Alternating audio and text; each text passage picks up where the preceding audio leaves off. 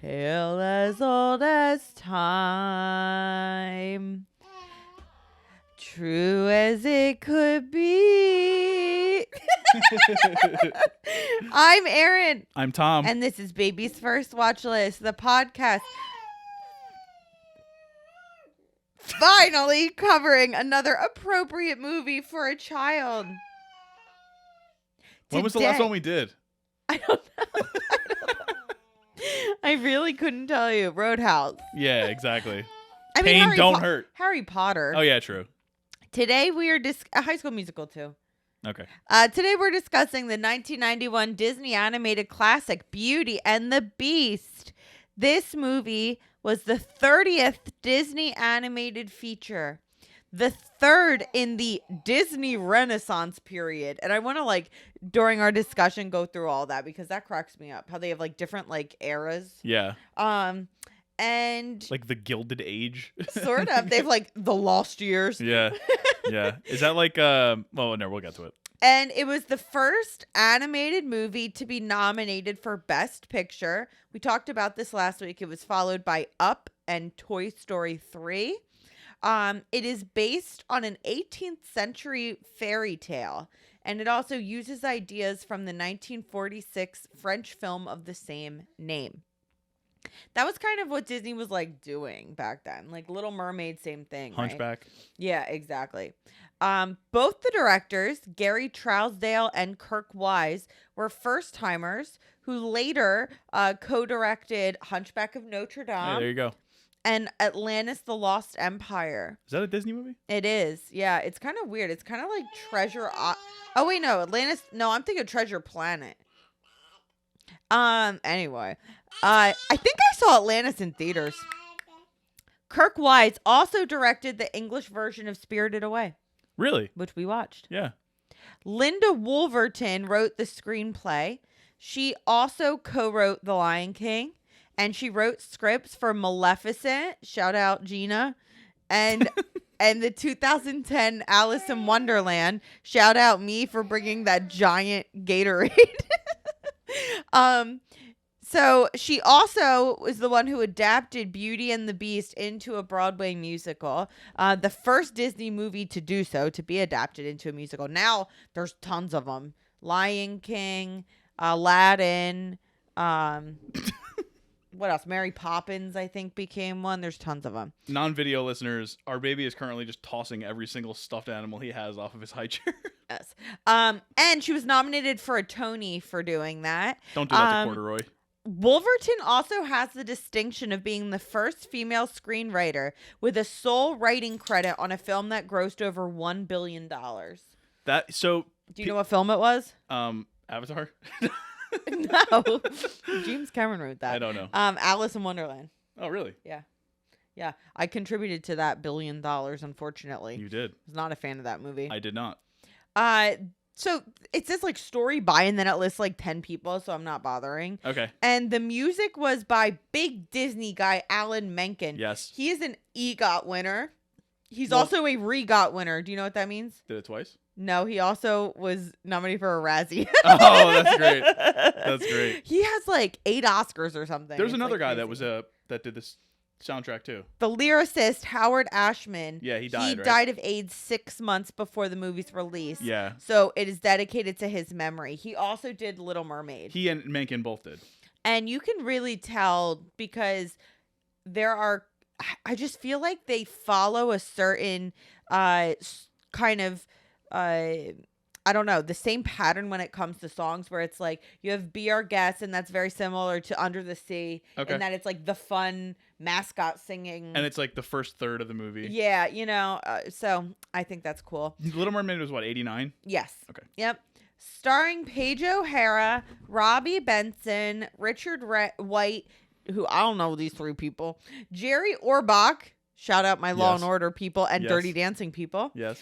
David Ogden Stiers, and Queen Angela Lansbury. Of Glass Onion fame, most recently. Yeah, R.I.P. R.I.P. Beauty and the Beast was released in the U.S. during November 1991. So it's weird. They first premiered, I think, at Telluride. Okay. In like a couple months before, but it was only 70% completed. So they just put up like storyboards for part of the movie, and then it got like a 10-minute ovation, and then it premiered at El Capitan. I think that's in L.A. Okay. In early November, and then right before I was born, it was released in the U.S. with a runtime of 84 minutes. Wonderful. And I still didn't make it. I still No. fell asleep last night. Yes. It was a commercial and critical success. The movie made $440.1 million on a mere $25 million budget. Of course, it was also critically acclaimed, winning. This is a really interesting fact. This might help us. We go to film trivia. It's our return to trivia night next Saturday. I am like so scared. But we're gonna win. We're gonna be good. And Okay. even if we lose, we're gonna tell you guys that we won. So It's film themed. So listen up, Tom. This is an important fact. This was the first animated movie to win the Golden Globe for Best Motion Picture, Musical, or Comedy. okay.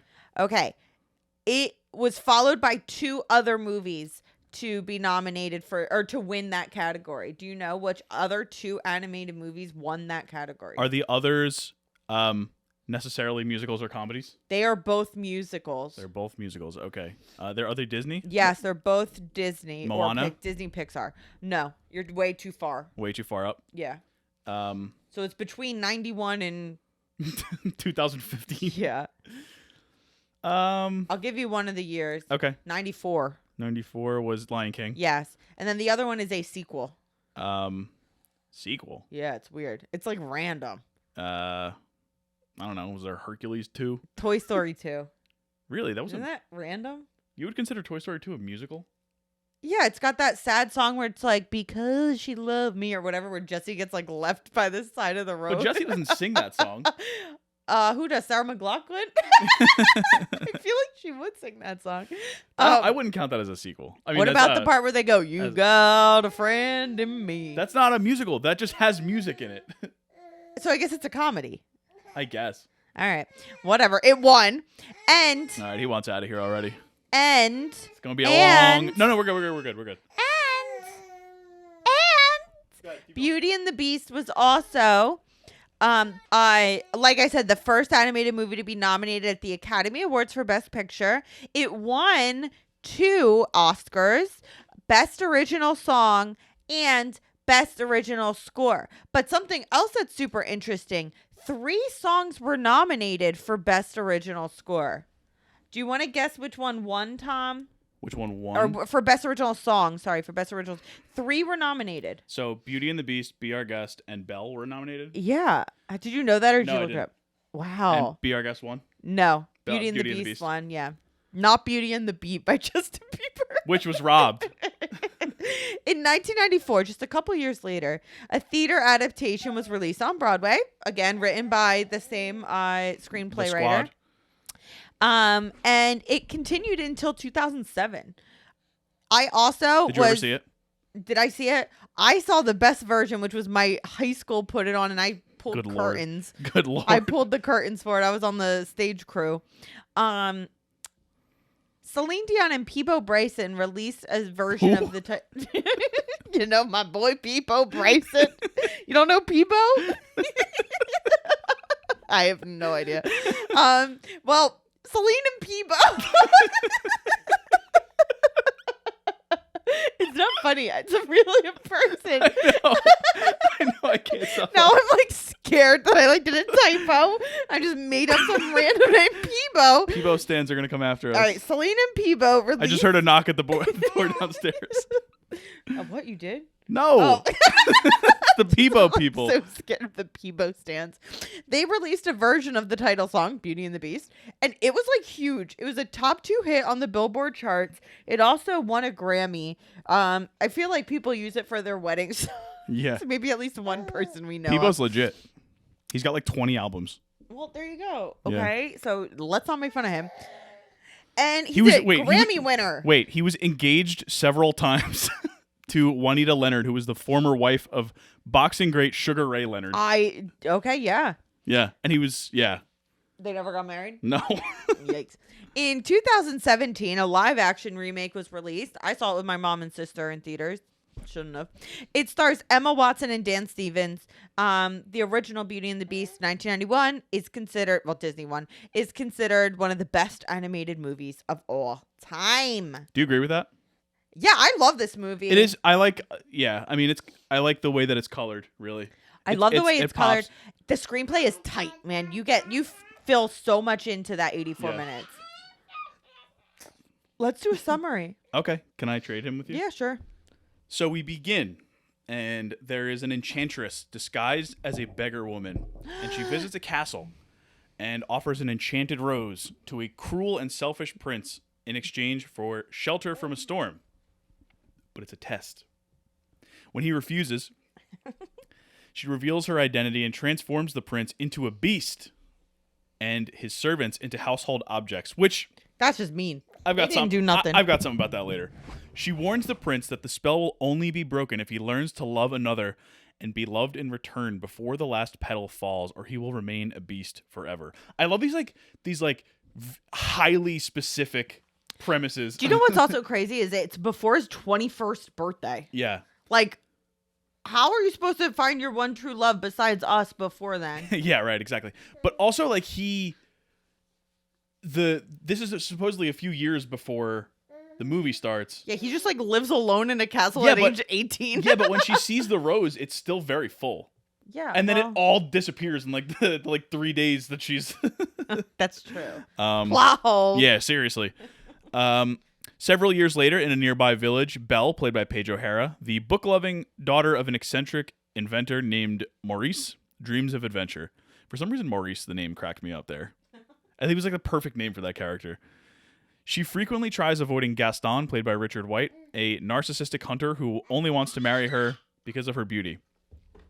En route to a fair to showcase his latest invention, an automatic wood chopper, Maurice gets lost in the forest and seeks refuge in the Beast's castle. That's just tough luck, my guy. There, the Beast, played by Robbie Benson, finds Maurice and imprisons him for trespassing, which is a very harsh penalty. When Maurice's horse returns alone, Belle ventures out searching for her father, finding him locked in the castle dungeon. The Beast agrees to free Maurice. Do you think if she Belle had like Find My iPhone? I mean, it would have helped. Maybe she got there anyway, so maybe not. The Beast agrees to free Maurice if Belle takes his place as prisoner, which again is such a weird premise. Belle befriends the castle's servants, Lumiere the candelabra, Cogsworth the clock, Mrs. Potts the teapot, and Mrs. Potts' son, Chip the teacup. The servants serve her a dinner through the song Be Our Guest. When she wanders into the Forbidden West Wing and finds the rose... Sorry, I just got a notification that the first pick in the NFL draft got traded. When she wanders into the Forbidden West Wing and finds the rose, the Beast catches her and angrily forces her to leave the castle. In the woods, she is ambushed by a pack of wolves, but the Beast rescues her and is injured in the process. Rawr. As Belle... Are you the wolves or the Beast? Rawr, both.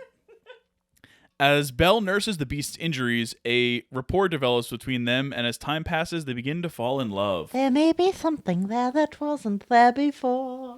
Meanwhile, Maurice returns to the village and fails to convince the townfolk of Belle's predicament.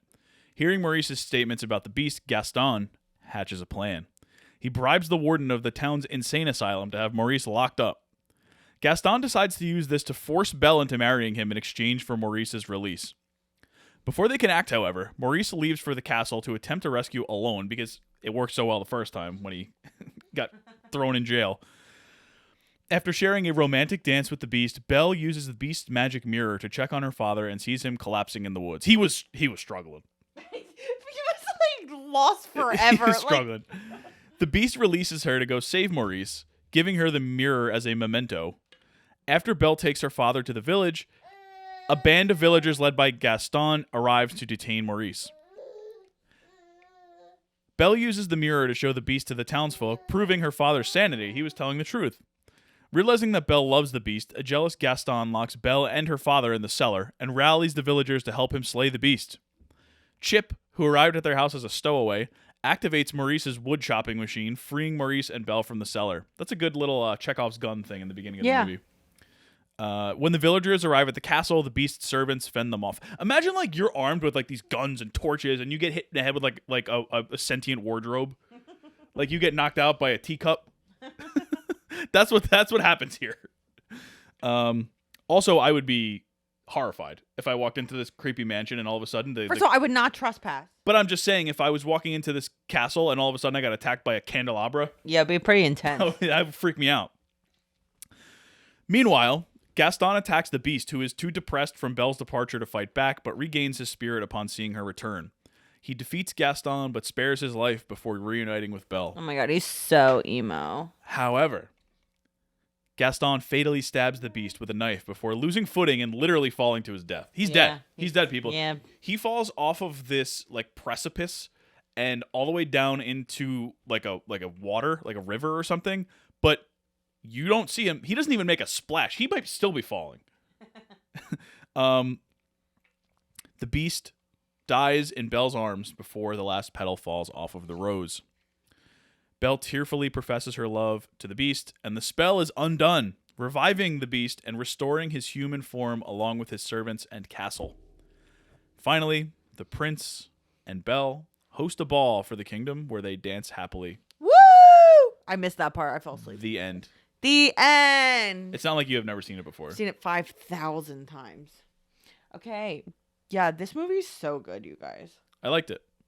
This was my first time watching. I've obviously know the whole story, but this is my first time sitting down and watching it all the way through. So, all 84 minutes. The first thing I'm going to say is I love that the first couple scenes are two examples that are really good at explaining exposition. It's one of the best sequences of exposition I know. It is up there with Citizen Kane for how good the exposition is in the beginning. I use it as an example for my students, but I was thinking about ways I could do it even better. It just does such a good job of doing the who, what, where, when, why. In an entertaining way. In two separate occasions. Yeah. Like, that's so cool. Okay, so my first question that I wrote down before we even started the movie, so this movie is my childhood movie. Like, my sister's movie was Lion King. My movie was Beauty and the Beast. Mine was Spaceballs. That was my question. What was your movie? Spaceballs. Okay. It was Spaceballs, the Mel Brooks classic from 1986. Okay. Another question that I had was, okay, so this was like the first big like Disney live action remake. I want to know your thoughts on the live action remakes. The only one I've seen is Aladdin. Did you like it? I did. I mean, Will Smith is Will Smith. He's not Robin Williams as the genie. He's just himself. And if you like Will Smith, you'll like it. If you don't, you won't. And I mean, regardless of his recent actions, Will Smith's fine. So it was fine. I liked the leads. I thought they were good. It was. I mean, I find them to be entirely unnecessary. Yeah, I do too.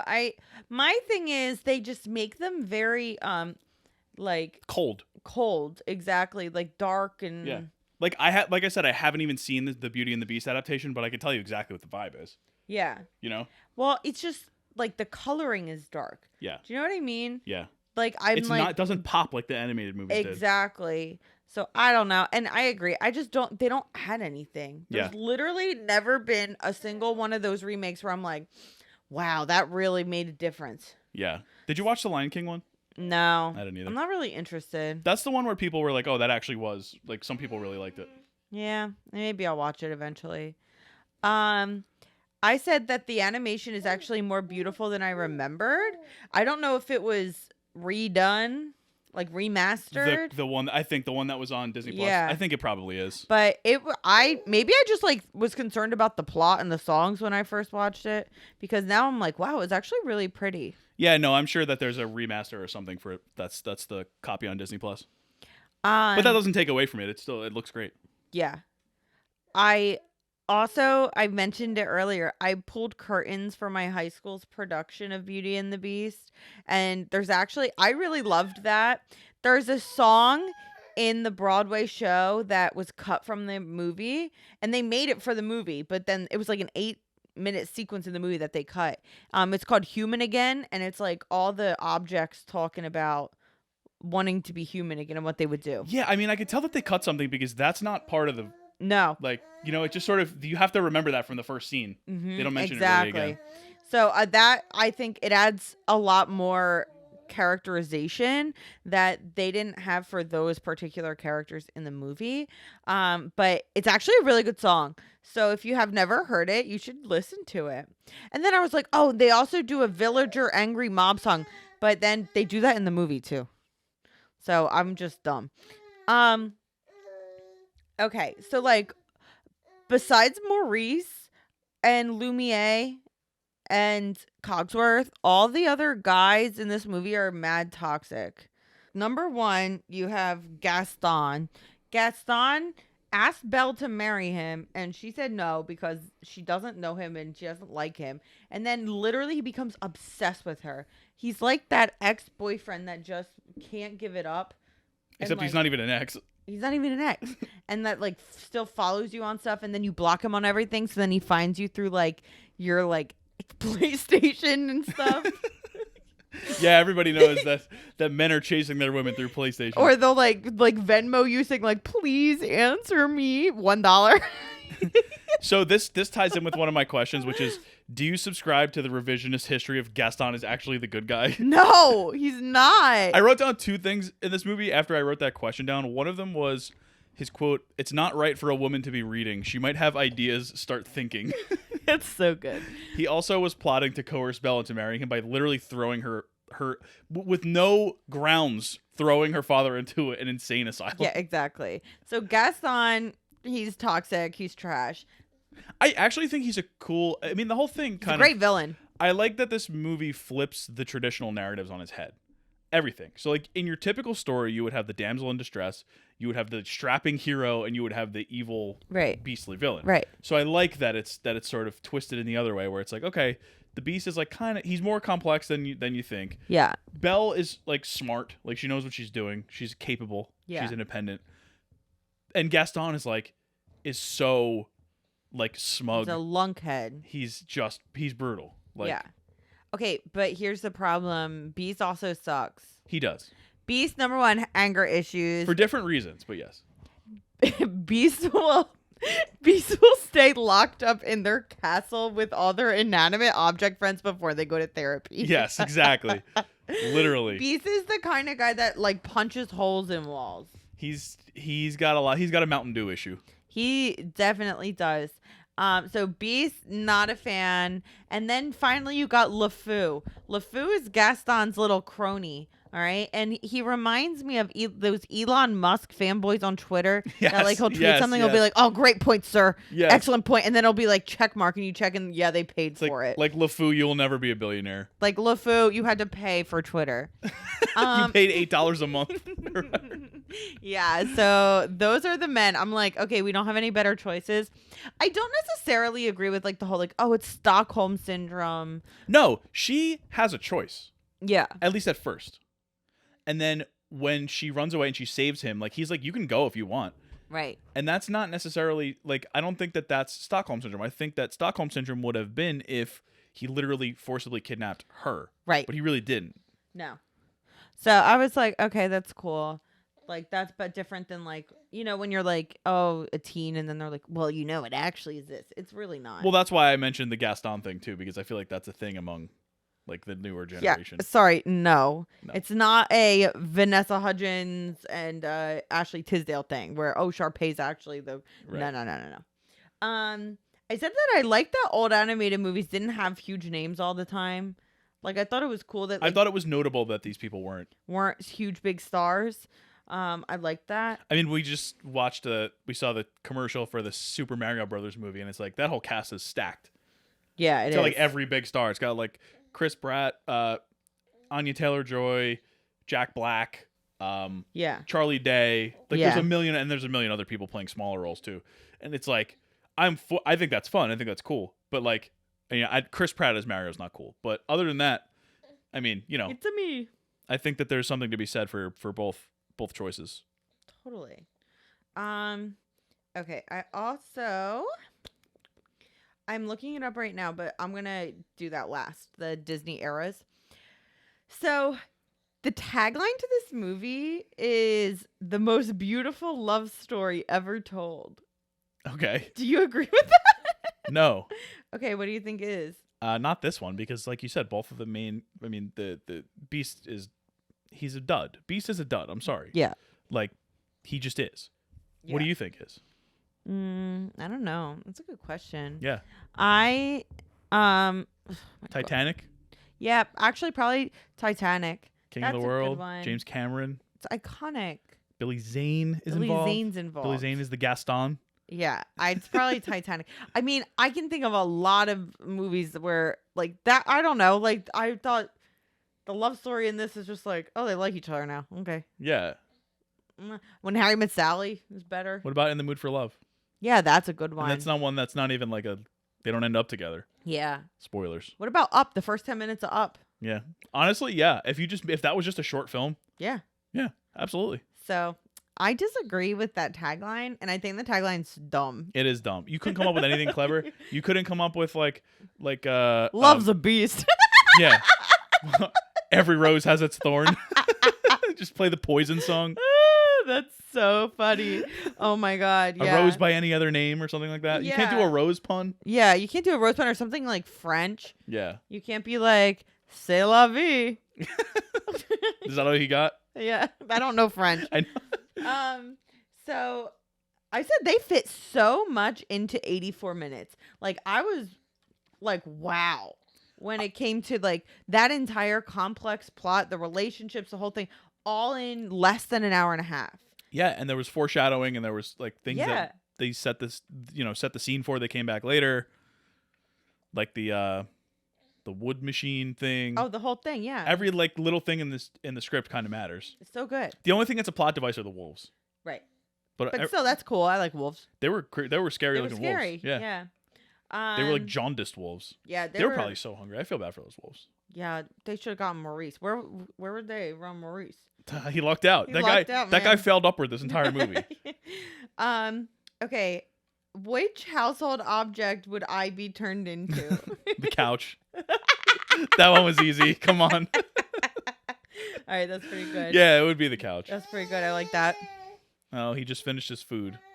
He just housed 8 ounces. And now he's upset. So upset. I feel like you would be like the staircase because you're tall. That's lame. The fridge? Yeah, sure. Go ahead. Bye-bye. And then my other question here, I said, if you had to be enchanted into an object, what type of house would you want to be stuck in? Like a old scary castle in France? Not in France. Okay. Would you want to be in a castle? Castles are cool. I'd want to be in like a beach house. I mean, I would be fine with a castle if it was one that was like well kept. I would want to be in the Jersey Shore house. Oh my god. I'd be transformed into the duck phone. The duck phone. You're the duck phone in the Jersey Shore house. That's it. Yeah, I mean, for me, I don't know, some kind of like cottage or something would be cool. That's cool. Cottage or like but like cottages are sometimes too small for me. Yeah, that's true. It has to be like a cottage with like a really tall roof. Which actually, okay, there are like multiple rooms in this freaking place that have like 20-foot ceiling. Yeah, like how big is this castle? Is it like 100 feet tall? Is it like 1,000 feet tall? The library is like 5 stories tall. Yes. It's wild. How did he get up there? How did he get all those books? Who put those? Is he going? Together? Is he sending like Chip to go take them from the library? Reminds me of Kim's video. Yes, which is a documentary we watched for Sundance, where it was like this guy in New York City who had all like 90,000 movies or whatever, and 55,000 movies, and it was about finding them because he gave them to like this town in Italy. Yeah. And then nobody had access to them, so the documentarian goes to find it. It's a weird doc, but it's cool. It is like the giant library in Beauty and the Beast. Okay, so it's like so hard to find.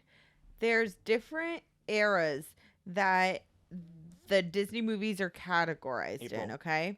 So you have, it's 1, 2, 3, 4, 5, 6, 7, 8, 9. 9 different eras. So Disney animation, they call the first one the Golden Age, and that's from Is that like Dumbo? 1937 to 1942. I mean, I don't know. That's like Snow White and the Seven Dwarfs. Dumbo, I like think, was that. 39.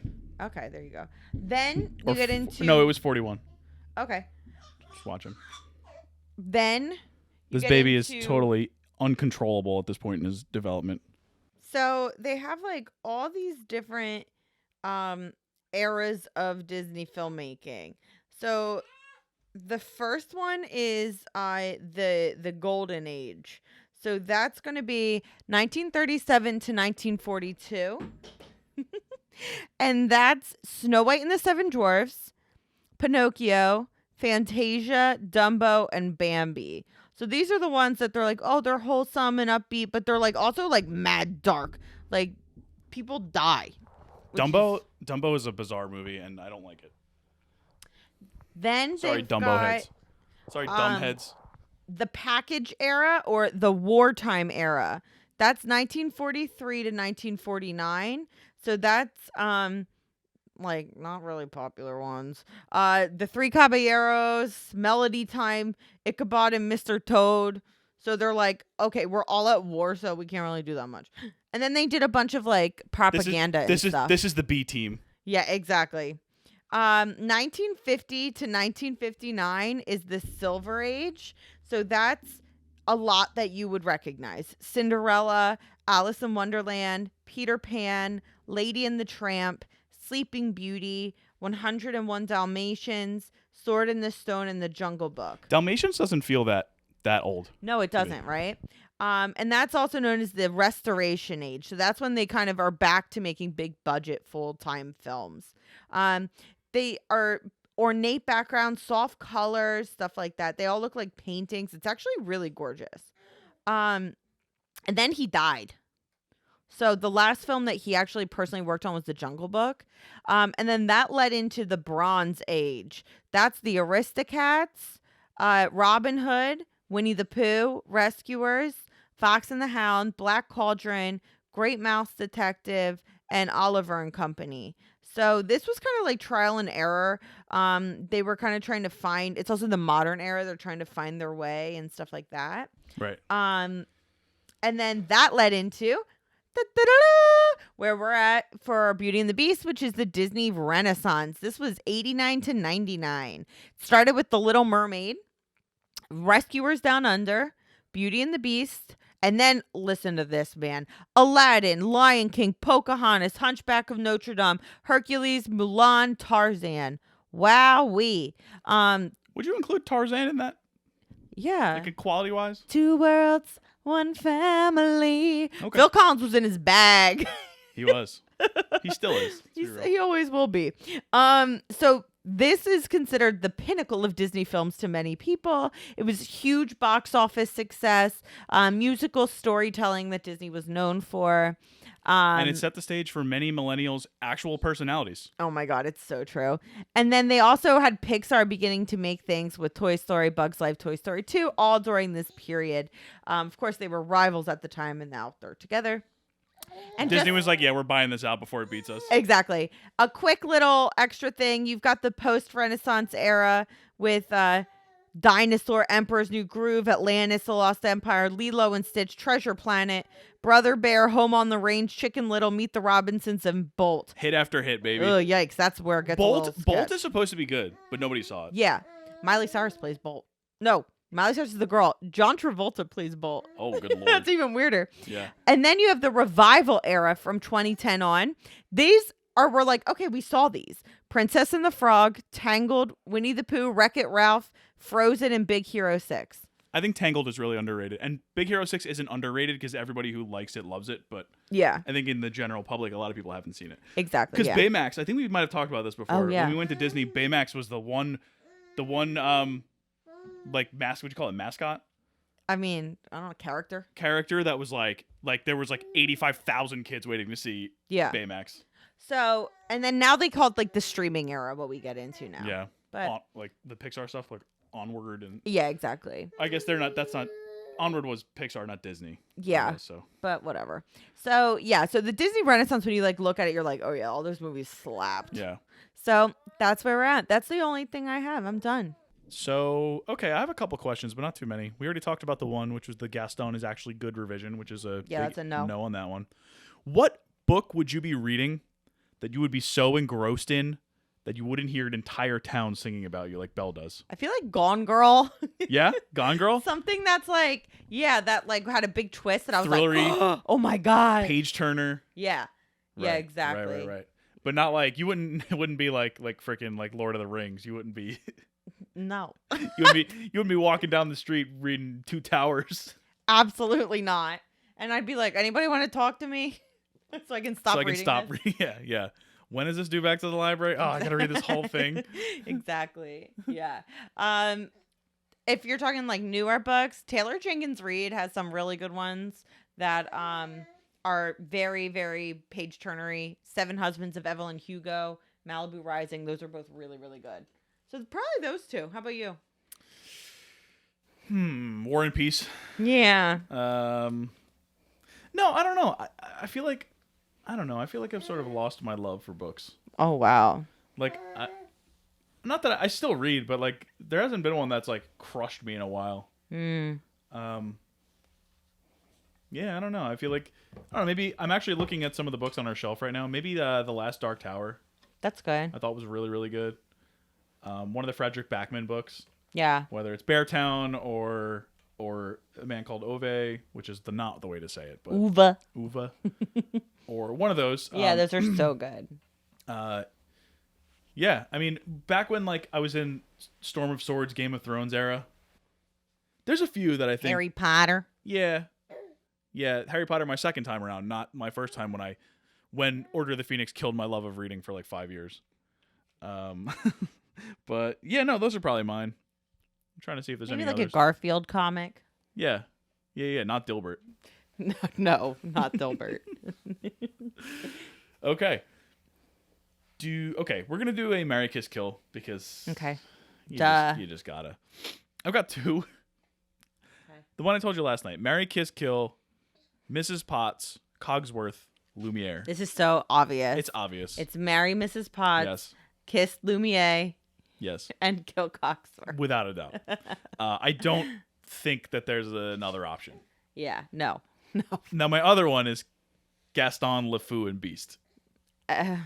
Oh God, what do you even do? I mean, I would probably. This is really hard, Tom. You're marrying LeFou. Am I? How much does he gas up Gaston? Yeah, that's true. All right, You're marrying LeFou, and it's not close. I'll marry LeFou. Honestly, I'll probably kiss Gaston and kill Beast. Why would you kill Beast? Beast is like violent. I don't trust that. Gaston is violent too. Gaston just eats eggs. No, he doesn't. He kills. He tries to kill people. He doesn't try to kill people. Well, he threw her dad in the insane asylum. Okay, that's not violent. Yes, it is. He didn't do anything. Oh, okay. So Team Gaston. Okay, so George Bush had nothing to do with going into Iraq. Listen, all I'm saying is that Gaston, you're just at the tavern hanging out. Like, that's it. You're being cool. condescended to. Yeah, exactly. I can handle that. I can't handle Beast, like, being so mad that he just tears up his whole room. His entire room is torn to shreds.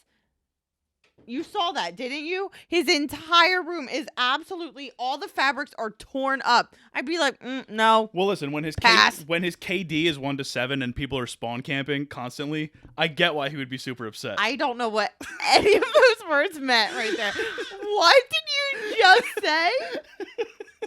What? You got to understand it.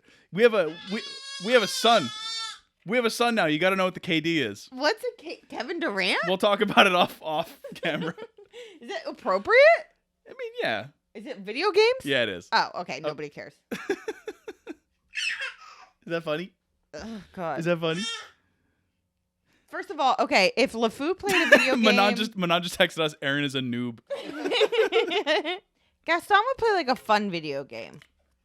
Gaston? Yeah. He would play one that he knew he was good at. Yeah, exactly. He seems like a Madden guy. All right, he would play Madden. LeFou would play Dance Dance Revolution, and like Beast would play like Call of Duty, where he would just like be very violent.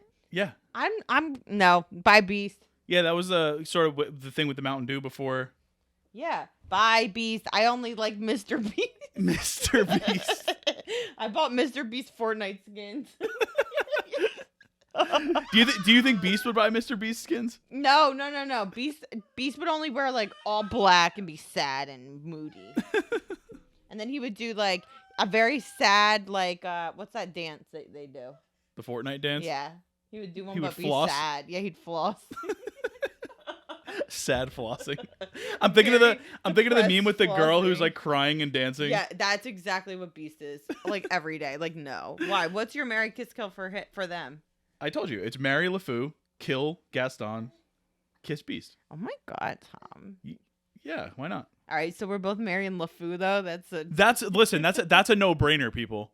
Yeah, I guess he's just like, wow. He's like, wow, Gaston, you're awesome. I challenge you to tell me why LeFou is not the choice there. I don't know if he's agreeing or not. I have one other question. Okay.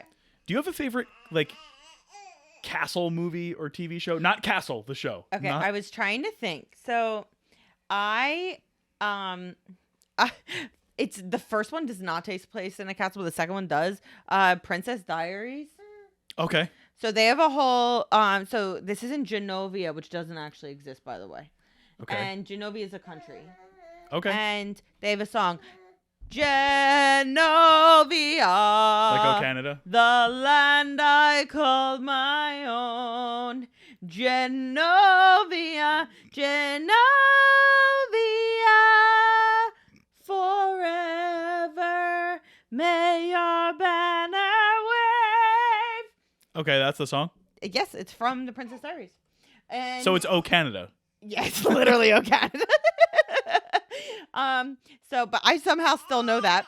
So probably that one. And then also on Peacock, a show just came out called The Traitors. And it's there's been UK versions of it and stuff, but like this is Alan Cumming is in a Scottish castle, and it's like a whole kind of game where you have to figure out who the faithfuls are and who the traitors are, and it's really fun. So probably that. What about you? I've got 3. Game of Thrones? No, I'm excluding Game of Thrones, I'm excluding Harry Potter, and I'm excluding Beauty and the Beast. Okay. My 3 are, I already forgot 2 of them, but one of them is The Mask of the Red Death. Okay, yeah. It's a Edgar Allan Poe adaptation. I'm talking specifically about the one from like the 60s with he watches like all these Roger fancy Corman stuff. and Vincent Price, and it's great. He thinks he's cool. It's creepy.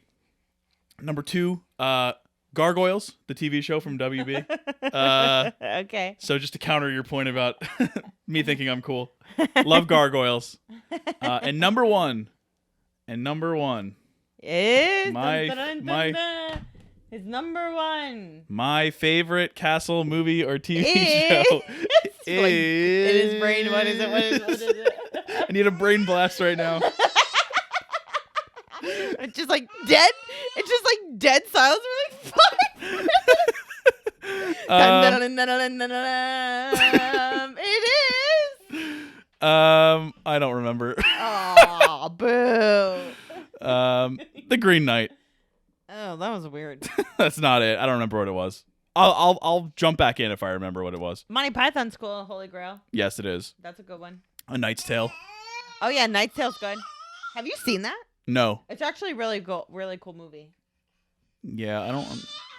It was another one. The one that I was thinking of was another like. Outlander? No, it was another like creepy one. Oh, ooh, spooky. I like creepy castles. Really? I do. Oh, I remember what it was, and it is my favorite of the 3. The Netflix series based on a video game, Castlevania. Oh, okay. That's animated, right? It's animated.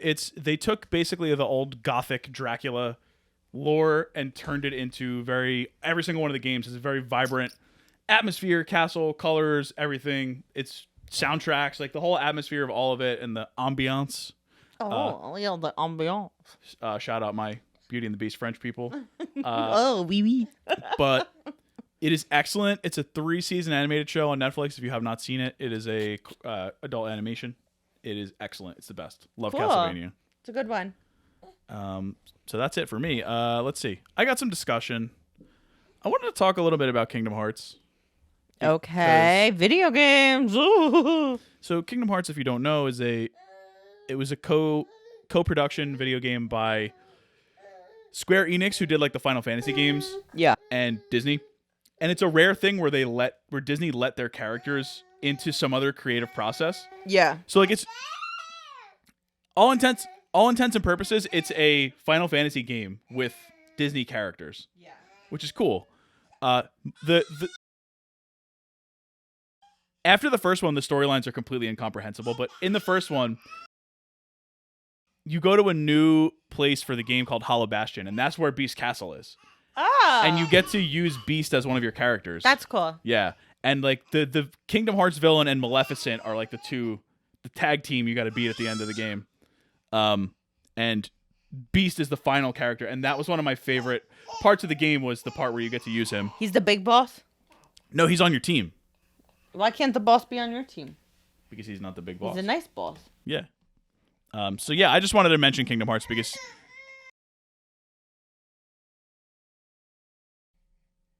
he's my favorite part of one of my favorite parts of the game. What else we got here? Oh, how about be our guest restaurant in Disney World? Yeah, go for it. It's way overpriced. What about Gaston's cinnamon bun that your dad Okay, loves? my dad's obsessed with Gaston cinnamon buns at the Gaston Tavern or whatever. Okay, he's obsessed with them. He said that they're the best cinnamon buns. They're literally ginormous. And then you can also get LeFou's Brew, which is like made to look like a beer because it's in a tavern, but it's non-alcoholic. He keeps tapping Aaron's phone, and her lock screen is him and April. And every time, oh look, he's trying to grab the candle now. Every time he opens, not lit. Don't worry. The phone, yeah, it's not lit, and not Lumiere. It's him on there, so he laughs and he loves it.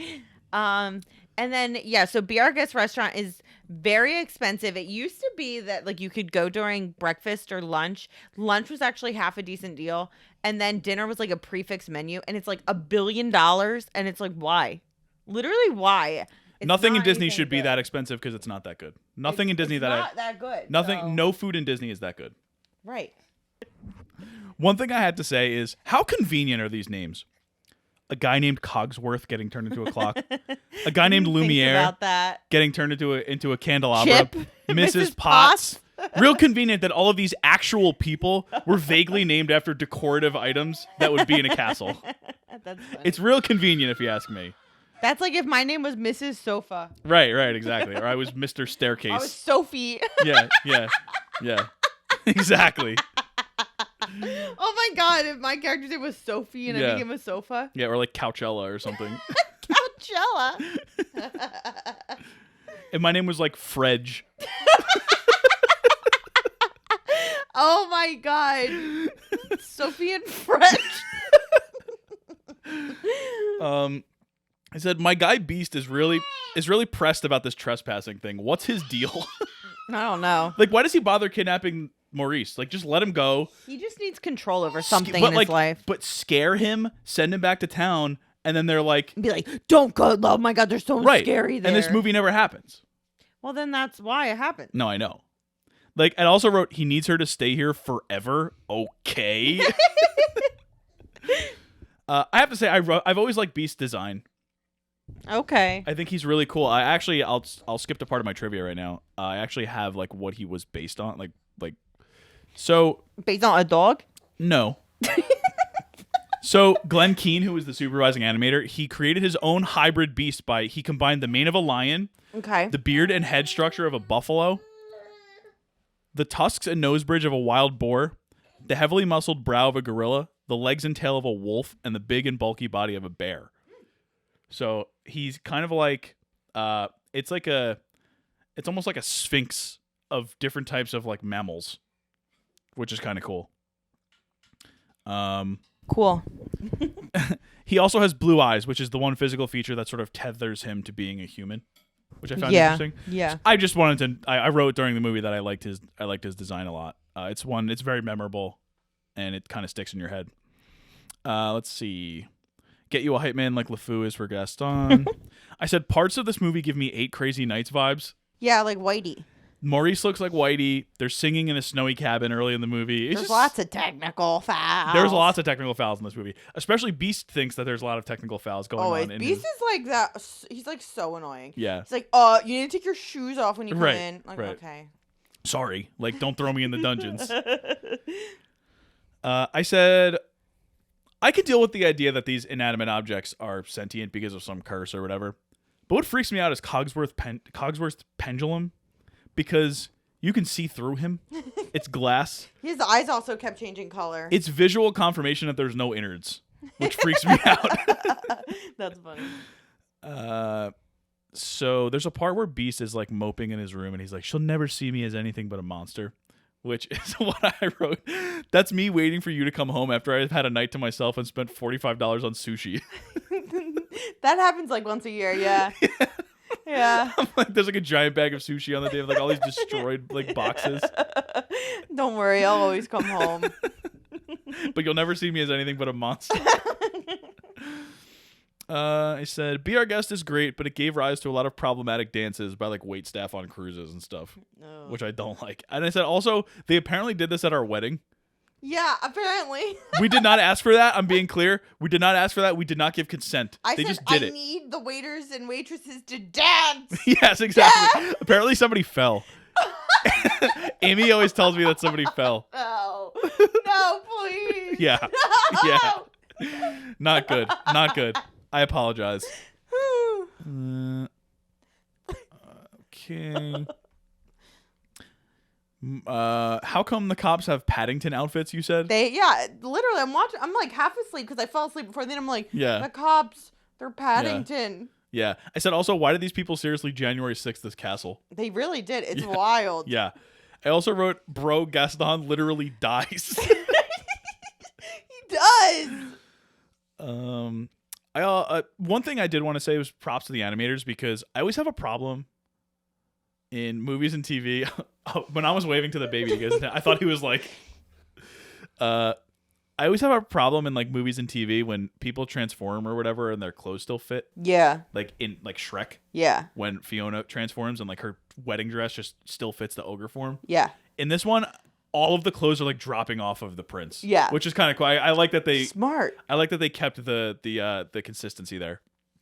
And then the last thing I wrote was, is Maurice gonna try to hook up with Mrs. Potts? There was a moment. The implication. There's a moment at the end there. It's like, oh, Chip and Belle will be siblings. Yes. There's a little minute there where I'm like, this is getting a little risque. That's the the most beautiful love story ever told. That's the greatest one never told. I need that. I need the sequel. Other than that, okay, let's jump to a little trivia. So I wrote that I wanted to look up the animation of the 3D sequence when they're dancing in the ballroom. And basically, I found an article with the CG supervisor, and it was just with some random website called Cartoon Brew. And basically, he said that it was in combination with the 2D because the characters are 2D. Yeah. So he said, kind of a little Who Framed Mr. Roger, Mr. Roger Rabbit guy. So it was cool. They kind of worked together, and they had to like synthesize like how far to move their feet, how far to turn the thing itself. They had all these different storyboards for it. It looked like a really cool way to do it. But it was interesting that was really the only thing that they did in the movie. Yeah. There was a little bit when he transforms. Okay. But that's the main one. Yeah. And like they look the same, but everything around them looks like they're moving. It's a really that's interesting. Really cool thing that they did. Why don't we start with casting? People who were considered for the role of Gaston: Donny Osmond, Rupert Everett, and our boy, Patrick Swayze. Oh, yes. Swayze would have been great as Gaston. Obviously. Osmond played Gaston in the stage version. Okay. And then he provided the singing voice for Li Shang in Mulan. Yeah, and then he was in The Masked Singer. He was. For Cogsworth, Sir Ian McKellen was considered. And he actually was Cogsworth in the live action. Oh, really? Yeah. Tim Curry was considered to voice the Beast. Oh, well, yeah. He later voiced Lord Forte in Beauty and the Beast: The Enchanted Christmas. Okay. Other people who were considered for the Beast were Lawrence Fishburne, Val Kilmer, and Mandy Patinkin. Oh, wow. And by far the most bizarre person that auditioned for the role of the Beast. Think of this in your head and how like he has to be like sullen and serious. Regis Philbin. That is bizarre. There are a lot of characters that Regis Philbin could be. I'm thinking like Phil and Hercules. Yeah, there's a few of them. Not the Beast. Not the Beast. No. That's a different beast. That's a whole LeFou. That's a whole other beast. He could be LeFou, yeah. The man who performed the voice acting and singing for the Beast in the Chinese dub, Jackie Chan. Oh, cool. Yeah, our boy. The role of Cogsworth was written specifically with John Cleese in mind, but he turned it down. Wow. And finally, Dame Julie Andrews from Mary Poppins was considered for the role of Mrs. Potts prior to it being given to Dame Angela Lansbury. Yeah, 2 dames. Yep. And more general trivia, we have all of these songs were the last complete works for a movie by Howard Ashman. Yeah. He died 8 months prior. It was dedicated to him. The dedication is to our friend Howard, who gave a mermaid her voice and a beast his soul. We will be forever grateful. Many of the scenes were storyboarded but never animated. Those include a scene where Gaston visits the asylum and a scene where the Beast is seen dragging the carcass of an animal he killed. Both were considered too gruesome for this movie and the ideas were dropped. However, an animal skeleton can be seen, though just barely, heavily in shadow in the corner of the West Wing, Scary. leaving a subtle implication of just how far his transformation had affected him.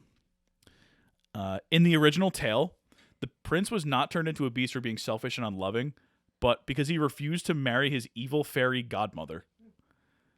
Likewise, Beauty's challenge in not understanding the Beast was not his volatile temperament, but his stupidity, for in beast form he could not express himself intelligently.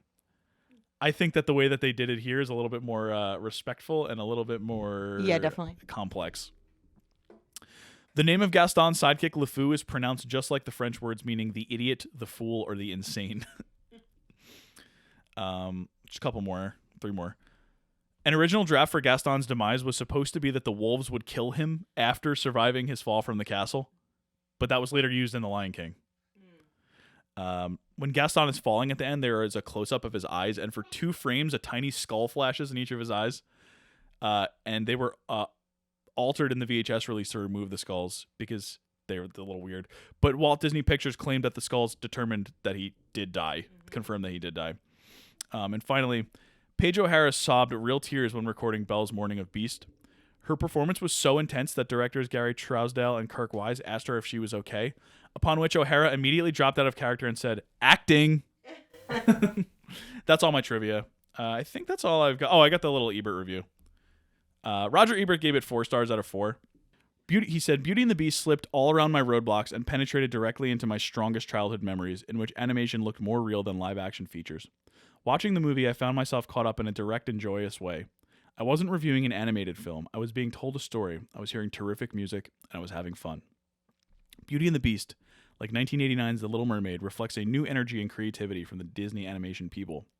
They seem to have abandoned all notions that their feature-length cartoons are intended only for younger viewers, and these aren't children's movies, but robust family entertainment. Mm-hmm. Perhaps it is inevitable, in an age when even younger kids see high-voltage special effects films like Die Hard or Terminator 2, that animation could no longer be content with jolly and innocuous fairy tales. What a movie like Beauty and the Beast does, however, is to give respect to its audience. A lot of quote-unquote children's movies seem to expect people to buy tickets by default because of what the movie doesn't contain. Beauty and the Beast reaches back to an older and healthier Hollywood tradition in which the best writers, musicians, and filmmakers are gathered for a project on the assumption that family audiences deserve great entertainment too. Good job. Roger Ebert. Love you, Roger Ebert. Yeah. Everyone go listen to our Life Itself episode. It's not doing so well out here. All right, so does Beauty and the Beast make Baby's first watch list? Yeah! What are your takeaways? A Rose by any other name? I don't know. This is really high effort stuff coming from Aaron right now. I literally don't know. What's the message? What's the message, Tom? Don't judge a book by its cover. Okay, I guess. It's but literally also a book thing. But also, here's the thing. He sucked. Yeah, but the movie's point is not that he sucked. Yeah, but why would I get that? Freaking Glenn Quagmire over here. Why would oh my God. That is so funny. Why would I get that takeaway when he sucks? He doesn't suck from a writer's perspective. They think he's good, like that. Like he's a good guy. They're wrong. So that's not it. I guess the message is. But that's the message. Doesn't mean that it's your takeaway. Right. That's what I'm saying. So it's not my takeaway. Right. But you're right. So my takeaway, I guess, if you're looking for like a good one, is. No, I'm looking for a bad one. It's like in being yourself and being independent is not a bad thing. So like Belle is independent and like people think she's weird and stuff, but she's still her. And so like be yourself because you're gonna find your way. Absolutely. And also don't judge a book by its cover, because even if Beast kind of stinks, it doesn't mean that everybody stinks. I mean, I guess she just didn't exactly hit the lottery. Yeah, I'm like, okay, that's not a good takeaway. But... Yeah. And also, if there are pieces of furniture talking to you, just do what they say. Yeah, exactly. Just do what they say. All right. So that's Beauty and the Beast. Wait, what are we doing next week? We're doing 1950s All About Eve. Ooh, I'm excited. That's directed by... the golden age of Hollywood. It's the oldest movie we've done so far. It's directed by somebody whose name I don't remember. Another episode no one's going to listen to. Yeah, no one, not a single chance. Definitely not the person listening to this. You're definitely not going to listen to it. So it was directed by Joseph Mankiewicz, which is not Mank. That's Herman. Herman, yo, what up? He directed and wrote it. It stars Betty Davis, Ann Baxter, Marilyn Monroe's in it. It's going to be fun. I'm so confused on why you're not going to listen to it. It's Betty Davis. Exactly. Everyone's favorite in 2023. Betty we're also Davis. doing an episode with Uncle Nick P. We are after the Oscars. That'll come out probably Wednesday. This one, All About Eve, received a record 14 Academy Award nominations. Yeah, that's why we're doing it. You should tune in for that. It won Best Picture. It's the only film in Oscar history to receive 4 female acting nominations. That's so cool. Yeah. So tune in for that. And follow us on socials and comment and rate and do all that stuff. Share our reels, TikToks, please. Smash that subscribe button. Smash the subscribe. And we will see you on Wednesday for the Oscars wrap up. Yay!